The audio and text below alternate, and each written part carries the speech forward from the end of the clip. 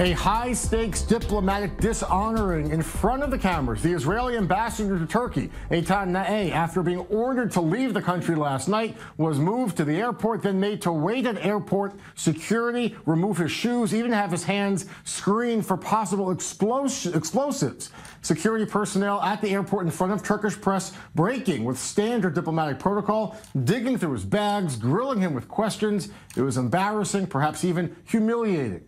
But this is not the first time this kind of diplomatic theater has happened. Danny Ayalon knows this well. There was a very famous incident years ago involving Danny Ayalon back when he was deputy foreign minister 8 years ago because of Turkish news reports that were aggressively attacking Israel and several TV shows, TV dramas that outright portrayed Israelis as thugs and killers. Ayalon summoned the Turkish ambassador for a meeting, but first the ambassador had to wait outside in the hallway for a lengthy period of time. When he wasn't invited in, he sat down in a significantly lower chair. There was no handshake, no smiles, no Turkish flag anywhere in sight. Danny, diplomatic theater, you know it well. You participated in it. We see the video here. Is this necessary? Is this part of the game? And is it useful? Well, I would say from probably the dawn of diplomatic history, what I call visual diplomacy has been very evident. I can give you one example which is very, very salient. If you recall, when Obama came into office, into the White House, there was a full-size picture in the front page of the New York Times showing him, Obama, President of the United States, in the White House, in the Oval Office, talking by phone with Prime Minister Netanyahu, where his legs and feet are on the table showing towards the camera, which is the ultimate insult in the Islamic Were you trying to insult the Turkish ambassador? Do you think that Ambassador A was trying to be insulted? No.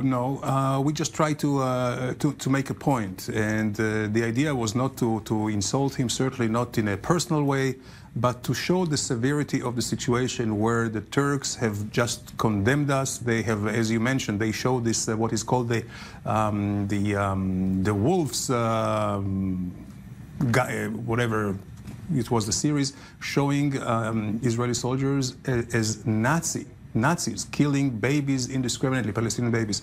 Of course, this was uncalled for, and we could not tolerate that. It was shown on public, official Turkish television under Erdogan's instructions. We're going to talk more about this after we introduce another guest here, journalist Youssef Erim. He is a correspondent with TRT World, joining us in Istanbul. Thanks for being with us. I want to ask, this tit-for-tat war here, is Netanyahu, by engaging with Erdogan, by attacking Erdogan, by these personal insults, is he helping Erdogan, who is facing a re-election campaign trying to drum up support around the world here? Well, when we look at the Turkish general outlook right now, we're seeing a lot of support for Palestine. So Prime Minister Benjamin Netanyahu's attacks on President Erdogan are definitely not hurting his popularity locally. Like you said, the elections are June 24th. They're upcoming. But I highly doubt President Erdogan wants to use this as a political tool right now. He's really concentrated on solving this problem. He wants the treatment of Palestinians to be brought to a humane level right now, and that's his top priority. Youssef, the fact that the Turkish media was invited to the airport when the ambassador was expelled, had to get his hands wiped for explosives, take off his shoes, be grilled by security personnel, it breaks diplomatic, courtesies. Is this a big story today in Turkey, what happened with the Israeli ambassador?